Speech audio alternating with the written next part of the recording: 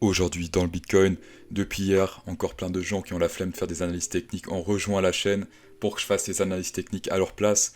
Il y a des gens vraiment que, genre, ils alternent entre les cryptos, CryptoSauce et Pornhub, alors que, genre, ils pourraient alterner entre les cryptos, CryptoSauce et Xvideos, ce qui est beaucoup mieux. Hier, ce que j'ai dit, bah rien ne change. J'avais dit que j'espère que ça fasse un truc un peu comme ça, que ça descende et qu'on puisse faire une sorte de triple divergence sur le RSI en 4 heures. Il y a mon chat qui miaule, putain, mais ferme ta gueule. Bon, ici, ce qu'on fait, bah, comme j'ai dit, on attend la divergence. Si elle arrive, si ça rebondit plus tôt, tant pis, c'est pas grave. Et pour ceux qui veulent rentrer dans le marché, parce que là on traite pas, ce qu'on attend, c'est la boule verte qui apparaît sur le VMC. Très bel indicateur pour ceux qui rejoignent la chaîne. C'est VMC Cypher B, très puissant. Euh, il indique, alors pas toujours, mais en général, quand la boule verte est en dessous dans le Bitcoin, plus elle est basse, mieux c'est pour acheter, et puis si c'est haut, mieux c'est pour vendre. Voilà. Ça ne marche pas toujours, c'est pour ça qu'il ne faut pas juste se fier à cet indicateur-là. Mais en tout cas, il a une réussite environ de, je dirais, 35% facile. Voilà. Et voilà, il y a mon chat qui est en train de chier à côté, c'est génial. Ça indique le sentiment du marché.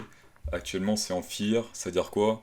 C'est-à-dire que, pour les descos, c'est-à-dire la crainte. Fear, c'est-à-dire la crainte, c'est-à-dire que tout le monde vend, et quand tout le monde vend, le marché monte. Et quand tout le monde achète, donc quand c'est vert, en général, ça descend. Regardez ici, on a l'historique.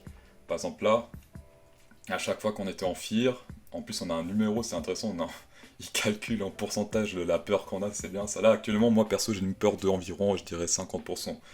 Voilà, je la calcule comme ça. Enfin bref. Bon, c'est pas très bien fait parce qu'on n'arrive pas très bien à atteindre, mais là on est environ à 40, d'accord.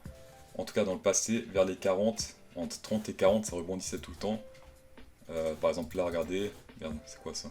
Donc c'était vers ici qu'on était vraiment en extrême fear, et c'était là qu'il y avait le bottom, d'accord? Donc c'est un indicateur très intéressant. Théoriquement, vous pouvez faire du trading en achetant quand c'est rouge et en vendant quand c'est vert ici.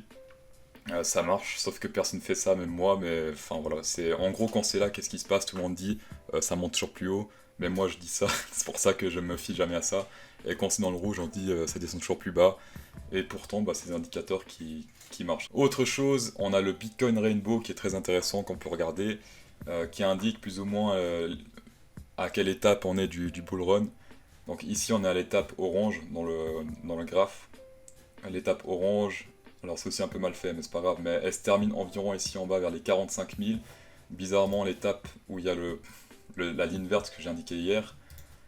Donc si on regarde bien ici, le prix, il alterne dans ce prix orange, donc la première courbe orange de l'arc-en-ciel. En 2017, si on regarde bien, il a monté quasi tout en haut de l'orange et après il a craché vers le bas. Alors on voit pas très bien ça ici. Il est descendu jusqu'au bas de l'orange et après il a moon. Ici il reste à voir.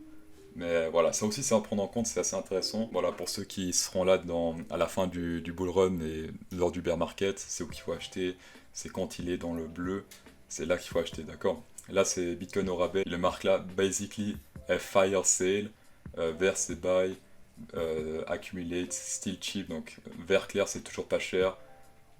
Donc là c'était vers les 23 000, toujours pas cher. Voilà, actuellement on est dans l'état is this a bubble? Est-ce une bulle? Là on attend, comme je dis et comme je redis, la boule verte qui apparaît ici en daily.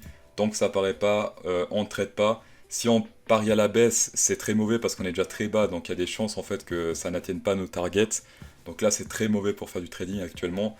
L'idéal pour faire du trading, c'est quand c'est bas, quand il y a la boule verte et qu'on parie à la hausse, ou alors au milieu, bah, quand on parie à la hausse ou à la baisse, peu importe, mais ici tout en haut et tout en bas, c'est mauvais de parier. Là, c'est mauvais de parier à la hausse, et là, c'est mauvais de parier à la baisse.